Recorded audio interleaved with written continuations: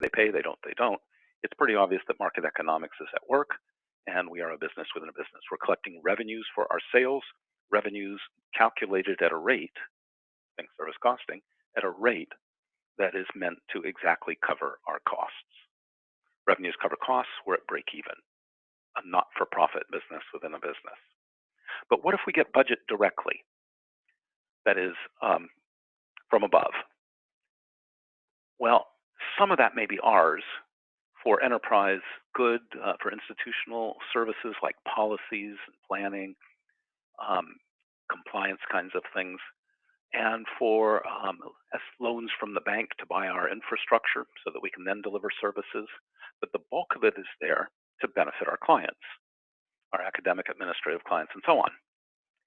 And so that really is not ours to do with as we please. It's money put on deposit with us to buy our products and services throughout the year. It belongs to the business. And what governance means, or demand management, or portfolio management, any of those terms, what that means is clients deciding what to do with that checkbook that was created by our direct budget. They may write checks, as it were, for 70, 80% of it to keep the lights on, and the rest they hold in reserve for projects throughout the year. And of course, we are selling them, those products and services, at a rate that is calculated to cover our costs. You see, by thinking of our budget as prepaid revenues, not to cover our costs, but as prepaid revenues, and empowering clients to decide what to buy with that checkbook, we've implemented all of the benefits of market economics without chargebacks. This totally changes our relationship with the business, our dialogue with the business. As you can see, expectations will magically come into alignment with resources. It's none of that do more with less. If you want it, here's what it costs. Now, what can you afford? Clients are accountable for living within their means. They see the value of IT. They make wise choices. That is, they buy what they most need and leave behind the rest so that we're automatically aligned with their strategies. We can build into our rates what we need for sustenance, like innovation and infrastructure refresh. It answers many of the questions that are plaguing CIOs regarding resources, market economics at work. Now, in some cases, we see high-level allocations based on high-level formulas, like our client's budget or headcount or that sort of thing. The desktop allocation is a common one. That's a big lump sum meant to pay for many different products and services. It's typically controversial. Our clients look at it as taxation without representation. We stick them with our costs and they have no control over it. But to turn that paradigm around, consider that that's nothing more than another form of prepaid revenues. They put money on deposit with us in order to buy products and services they need, and they get to control the mix of products and services they need. Well, to some degree, but it's their money and they get benefit from it. They get products and services from us for that amount of money. That's what an allocation really is. And as soon as you put it that way, well, clients say, I get that I'm getting value from it now. And in fact, there's more I need. Maybe my allocation is too small because they want more of our products and services. So it just gets all the dynamics right. This is market economics applied within institutions to rationalize the resource governance processes. Now, at the core of all of this, to make all this work, we need to set rates for our products and services that exactly cover our costs. And that's where service costing comes in. That's where the cost model comes in. So let's drill down on that. I'll put a few concepts on the table for that, and then we'll open it up for questions. What does that cost model look like? And the place to start thinking about that is actually not rates, but rather the budget. So here's a traditional budget. You'll see why in a minute. Here's a traditional budget.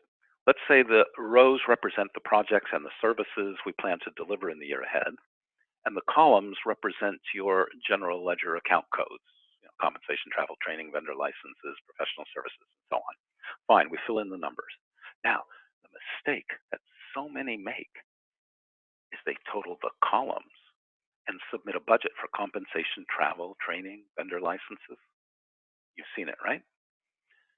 Well, what in the world do you expect the CFO and top executives to do with that? They got to talk about something. What have you given them to talk about? Your travel? Your training? you're just begging for micromanagement. You're asking for it by submitting the columns instead of the rows. And you're asking them to make decisions they're really not qualified to make. How's the CFO supposed to know how much money we need in our travel or training budget to deliver the services we're expected to deliver? It's an absurd dialogue, the wrong dialogue to have. Meanwhile, it induces all kinds of game playing. Our managers build in a little fat. They come back and say, do more with less. So we take some of the fat out, but we leave a little in just in case they come back again. And sure enough, they come back again. We go back and forth. Is this a reliable process for getting to the right number? Can we be sure there's not still some fat in there, or in fact that we've cut into the bone? It's crazy. This accomplishes nothing. Well, I shouldn't say that. It accomplishes one thing. It proves to the world that our numbers cannot be trusted. That's really all it does. Or worse, they come back and say, CIO, you cut. Oh, okay, well, let's see. I think Dean's idea is stupid. Let's cut that one from the budget. Is that customer focus? Is that entrepreneurship? Is that great partnership with the business? This is exactly the wrong place for a CIO to be in deciding what the business will and won't get. Meanwhile, the managers are thinking, oh, I'm not going to suggest anything new because if I put any innovative ideas on the table, sure, it could have a great impact on student success or whatever the strategy may be, but I'm going to be expected to do it all with a fixed budget, and I'm already swamped. So we're killing entrepreneurship and creativity. Who knows what opportunities we've missed because of this crazy form of budgeting. Meanwhile, clients see us as this black hole for money. We gave you all that money. We don't know what we got for it. Well, they don't know what they got for it because we're not telling them about the rows. We're just telling them about the columns. So they see the cost of IT. They don't see the value of IT, at least not in any detail. So that leads to an accusation that we cost too much. It doesn't necessarily mean that we're poor on benchmarks. There's no data in that feeling whatsoever. It's just the feeling of seeing the costs and not the benefit. Meanwhile, how do they decide the budget? Last year, plus or minus a percentage? Well, what else can they do? You know the right way to determine an IT budget. You fund all the good investments and you leave behind the rest. That is, the IT budget should be based on the needs of the business and the investment opportunities at hand. But you have no way to do that with just column totals. So last year, plus or minus a percent, it's the best we can do. Or this do more with less nonsense, as if we can make up time and money out of thin air. It's just an absurd way to come at a number, or worse, just high-level benchmarks from Educause or anybody else. That's not the way to determine a budget. It's not based on business needs. But what else can they do with just the column totals? If there are allocations, they're not linked to utilization. And so clients have every right to resent taxation without representation. And finally, perhaps most painful to us, we get at the end of the day, we get a certain amount of money, and okay, maybe we know we can't travel very much, but we don't really know what it does and does not pay for in the way of products and services. So clients say, look, we gave you all that money. Now, why can't we ask for anything we can dream of all year long? And it's your fault, IT, if you can't deliver infinite service on a fixed budget. Unrealistic expectations. That's where terms like managing demand come from. It's expectations out of alignment with the resources we've been given. And all of that comes from the way we present the budget, totaling the columns. You know the right answer. Submit a budget for the rows, for the projects and services that you intend to deliver in the year ahead. Negotiate the budget based on the rows. What does the business need? What are the investment opportunities, the high payoff opportunities here?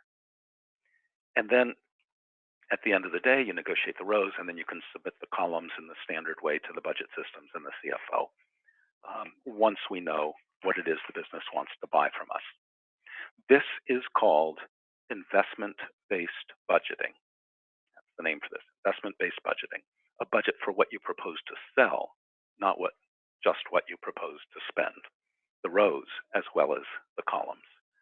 This is the most powerful thing you can do with service costing, the most important thing you can do for the CIO, for changing the dialogue with the business, building appreciation of the value we deliver, rationalizing expectations, making sure our business is sustainable with the right reinvestments in infrastructure and innovation and our people. All of this is based on investment-based budgeting. So how does it work? IT presents the base set of rows plus some speculative rows, projects that the business is asking for, some innovations that we'd like to put on the table. We focus discussions on the rows, not the columns. We get the clients naturally step forward and defend the IT budget without any preparation. Oh, that's my project, can't cut that. No, I need those services. And now executives can make decisions on IT funding based on business needs and investment opportunities. And you know what? Some lights may be turned off to fund new investments, and that's a good thing. And budget may be increased because the investment opportunities are there. But at a minimum, whether or not we get more money, that's not the point of it. We come away with a very clear definition of exactly what that budget does and does not pay for, and the value that IT delivers for a given level of funding. And if you must do allocations, you can base them on the rows that are funded in the budget rather than arbitrary formulas. Of course, at the heart of an investment-based budget is a cost model, because you got to get all the columns onto the rows, and many of those costs are indirect. They're not project or service specific. So that's where service costing comes in. There's a cost model that associates indirect costs with those products and services. And the cool thing is that there are two views of the same data cube, two views of the same cost model. You can look at it in total for the budget. That is rates times volume plus pass-throughs plus reimbursables. Those are the rows in the budget. Or you can look at just the rates, that is unit cost, price per gigabyte, price per mailbox, and so on. Those are two views of the same data cube, not separate analytic exercises. They're related mathematically, as you can see. They better be consistent. You wouldn't want to promise one number in the budget and then charge a rate during the year that comes out to a different number. That would be bad. So it's all one thing. Service costing produces both the investment-based budget and the catalog with rates. So those are the basic concepts. We don't really have the time here today to drill down into the detailed process, although I'd be happy to give you a quick glimpse. We don't have time today to delve into how to actually construct a cost model. I'd be happy to give you a glimpse if you ask. At this point, I think I'm going to open it to questions on anything we've talked about, how money flows in the governance process, or the concepts of investment-based budgeting, or if you'd like, we can drill down into any of the details of cost modeling. Mitch, do we have any questions? I'm going to go ahead and unmute everyone. Dean, that was just incredible. Just how flipping that, looking at investment base versus just totaling the expense codes column. Interesting paradigm shift, one that makes sense. Yes, it is a paradigm shift. And in fact, one of the greatest things that IT service managers and financial managers can do for their peers and for the CIO is drive that paradigm shift throughout the leadership team. Part of doing this really does twist minds from do to sell, from bureaucrats to entrepreneurs. It has profound impacts on the IT culture, a culture of entrepreneurship and customer focus, accountability for results. It's really wonderful to watch if you engage your peers on the leadership team in this process. Absolutely, it's a tenet of service management, just doing that customer-focused approach. Anyone have questions for Dean? Go ahead and type it in the chat window, or just go ahead and speak out. Please announce yourself and your institution.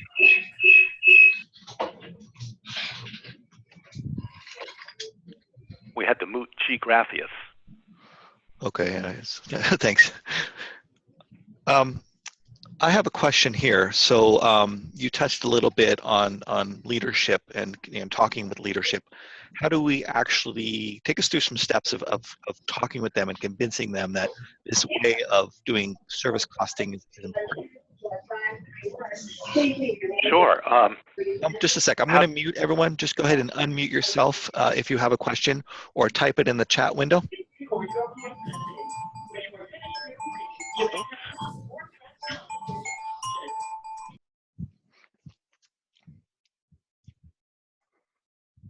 Our executive team, was that right, Mitch? Yeah, so the question is, like, you touched a little on how important it is to get the leadership buy-in. How do you actually have that conversation with them about service costing? Well, it is critically important. I'm going to try to get to the right slide here.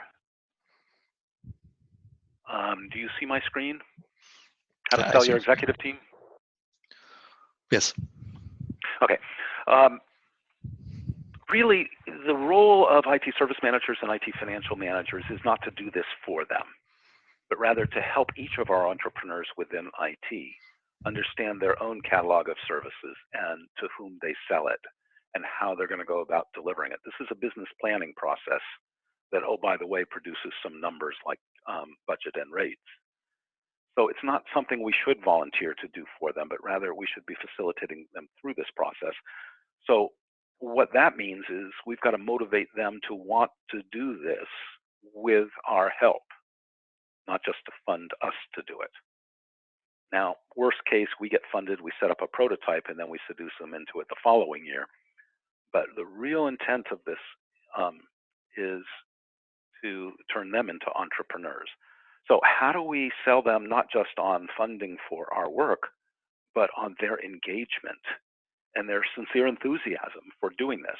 And there's only one answer to that, and that is solve problems that they care about. So what do they care about? They don't care about service costing. They don't care about coming up with rates as an end in itself. They don't care about cost transparency. Okay, that builds a little bit of trust, but that's not on their pain list. They certainly don't care about sticking their cost to the business to help the CFO with cost accounting. Not their concern. They have jobs to do.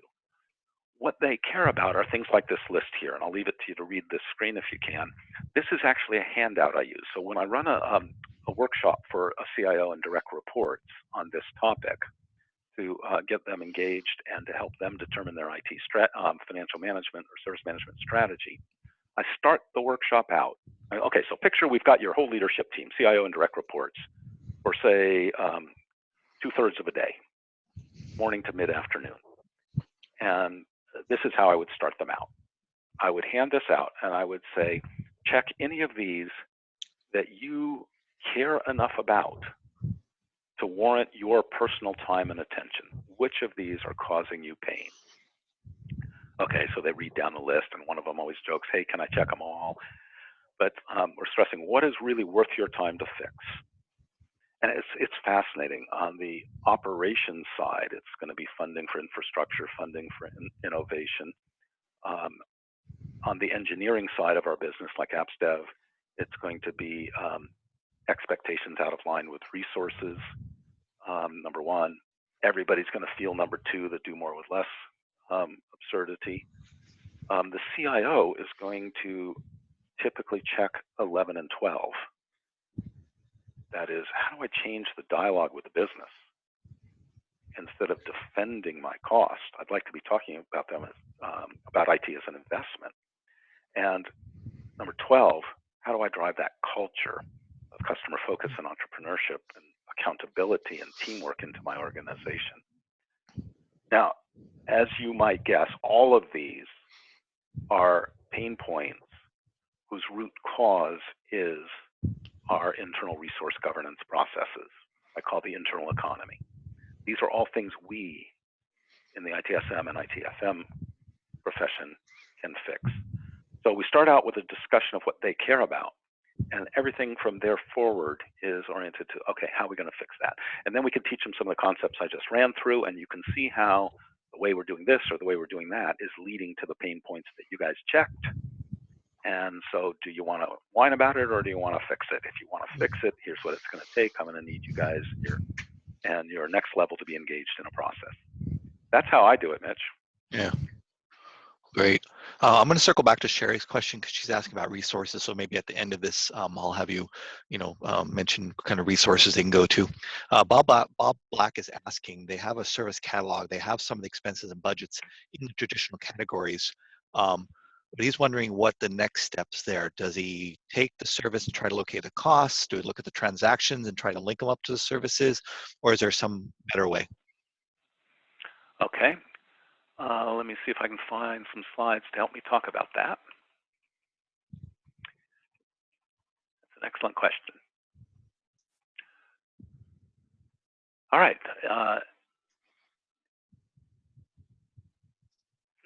That didn't work. It bounced me back to the wrong slide, didn't it? Are you seeing a screen that starts with service catalog? I am, yes. Ah, good. I'm new to this Zoom tool, so forgive me as I blunder around. You're doing So an a excellent service job. catalog has many uses. You can use it to clarify your commitments with regard to specific things like client, are you buying a complete solution or are you buying expert time and you're running the project? Big difference. Catalog gives us the language for clarifying our commitments to the business. Doing a catalog builds a culture of customer focus. It builds a focus on accountability for end results. It gives you some things to measure. But what we're here to talk about is service costing. The catalog is foundational to service costing. It is the basis for doing investment-based budgeting and the basis for that demand management, that governance process I talked about. So one thing to note is that a catalog has to be developed manager by manager. It's the people who fail at catalogs are those who have one little group trying to do the catalog for the entire IT organization. Each manager is an entrepreneur. Each manager has a catalog for that business within a business. And the overall IT catalog is a buildup of their individual catalogs, not the other way around. That builds understanding and accountability. We need their knowledge in order to do that catalog. It's the first step in adopting service management. It is transformational in its own right. So the catalog is built bottom up, not top down. Now, first step in building a catalog is understanding what business everybody's in. So here we draw on my 30 years of research on organizational structure, which defined all of the lines of business that exist within IT. And we go around the room and we deconstruct the organization chart into the lines of business under IT. Here's a quick overview. And in fact, my next book coming out first quarter of next year is called A Principle-Based Organizational Structure. And in it are detailed definitions of all of the lines of business in IT. So we start with a workshop on that, and we break the org chart down into lines of business, and then we assign each manager the challenge of doing a catalog for that line of business, for whatever lines of business they manage. And then, so they have the homework, they draft some catalog, we give them some very clear guidelines, they go off and draft a catalog, and then there's some coaching sessions, and they go off and refine their catalogs, and some more coaching sessions, and by the end of this process, a catalog takes maybe about 2 months to develop from zero to full complete catalog, 2 months, maybe 3. We have them engaged. So key to making that work is engaging the leadership team, not trying to do it for them, providing them with very clear guidelines on what goes in the catalog, and driving a facilitated process. Now, the second part of your question was, I'm skipping ahead in slides, sorry for the screen flashing. The next, what do you do with the catalog to get to service costing? That was the second part of your question.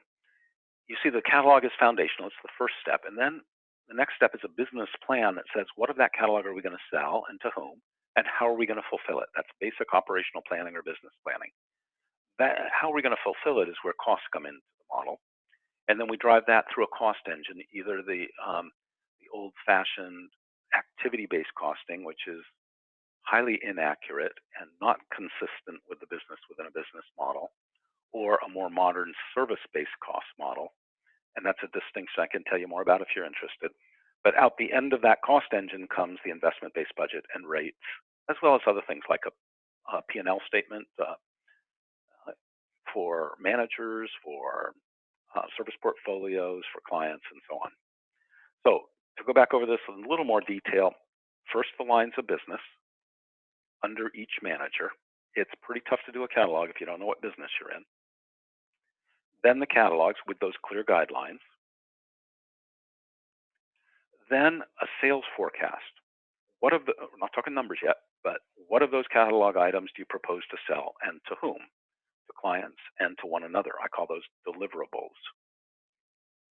So a given catalog item like solution repair can be sold many times. It can be sold for each and every application. It can be sold for infrastructure assets, for PCs. So what of your catalog are you going to sell and to whom? Internal customers within IT as well as clients. Then how are each of you entrepreneurs going to fulfill it? We begin with staffing, which includes both employees and staff augmentation contractors. And a key business decision within there is the billable time ratio. How many hours a year do you set aside for critical sustenance activities, not just holidays and personal leave, but training and innovation, technology experimentation, process improvement, proposal writing, customer relationship building. Well, there's a long list of things that are critical to running a business, but are just not necessarily billable in the sense of directly applicable to those sales of products and services. That billable time ratio is a key driver of cost and a key management metric. And it varies by line of business. You can't say 70% across all of IT, because in some of the more routine infrastructure services areas, it could be 80%. Apps engineering could be 70%, but infrastructure engineering with a crazy pace of innovation could be in the low 60s. And of course, staff augmentation contractors, wherever they are, could be in the 90s. And managers could be 0, and team leads could be 30% billable and so on. So there's some real thinking that goes in there. But that's a big piece of the cost. Then the traditional vendor costs. But the key there is to link them to the catalog. Are you buying this like training for your people? Well, that you spread everywhere within that line of business, within that manager's line of business. But you buy Linux licenses for the Linux instances and Windows licenses for the Windows instances and VMware for both. So linking the costs to the right catalog items is part of this step. Then we look at the internal sales, what each sells to the other, and this is what differentiates a real service-based cost model, a second-generation model from the old-fashioned ABC. We look at what we sell to one another, and for example, infrastructure engineering says to infrastructure's operations, I want to sell you $1 million worth of performance tuning on that platform. And infrastructure services says, oh, gee, I'd love to buy that, but I can't put that in my rates because I'm responsible for being a competitive entrepreneur. So they have that dialogue, and once they agree, the costs would come off the engineering catalog and onto the infrastructure service catalog and be incorporated into rates there. Now, of course, at that step, everybody's selling to everybody. It's this spider web that creates massive circularity, so you need the tools to be able to handle that massive circularity. But once that's done, then we make sure everything, all of those things are pointed at the right catalog items. All the amortizations are correct. Then we look at revenue sources. Which checkbook is it going to come from? Is it going to come from our general funds direct budget, or is it going to come from allocations, or is it going to come from chargebacks, fee for service? And if you do sell anything outside the institution, like out to K through 12 and library, then you may have a fixed price contract and you put in revenues, and we'll have to calculate profit or loss.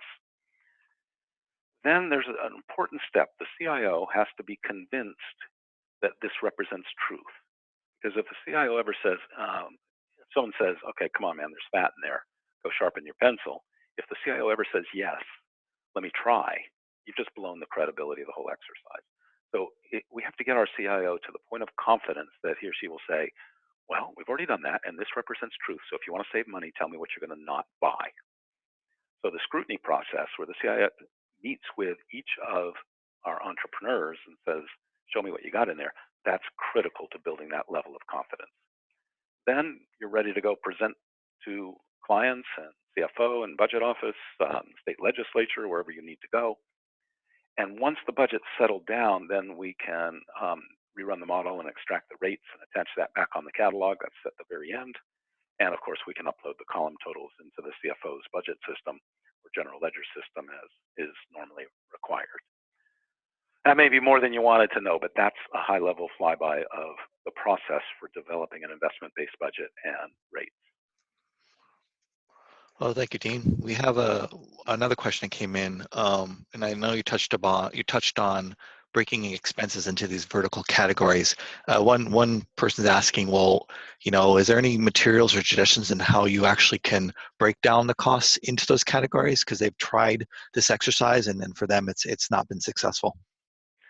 I'm not sure I understand the question. The columns are typically dictated by the general ledger. And if there's not a lot of granularity there, well, that's fine with me. If you don't want to track it, that's good. My problem is usually the opposite. You're trying to do a budget in advance of the year. You're trying to set rates for the year ahead. How can we know the difference between computer supplies and office supplies? That's way too granular. So I would like to see you keep the columns as simple as possible. Clearly, you need columns for expense versus capital. You don't plan them separately. You either do the whole project or not at all. And so any one of those rows can have both expense and capital in it. But how much you break out the expense into multiple columns or the capital into multiple columns is not all that important. What's more important is the rows. And that's driven by the granularity of the catalog. So if the rows represent instances of the catalog, then the granularity of the catalog is driving the whole exercise. And what we're looking for there are decisionable rows. So the granularity of the catalog should be at the level of purchase decision. If I can buy this without that, they should be two separate catalog items and hence two separate deliverables. Once you've got that set up right, then your deliverables here in the sales forecast get set up right. And from there, everything flows. When you go to spread vendor cost to associate costs with specific catalog, remember within each manager's line of business, all of this is within each manager's line of business. So you place the vendor costs in that manager's line of business and the manager decides which catalog items to spread it on. Same with the internal costs they're buying from peers, decides which catalog items to spread that on. Everything flows from there. I hope I haven't completely missed the question. Come back at me if I have. I think that answered the question for the participant.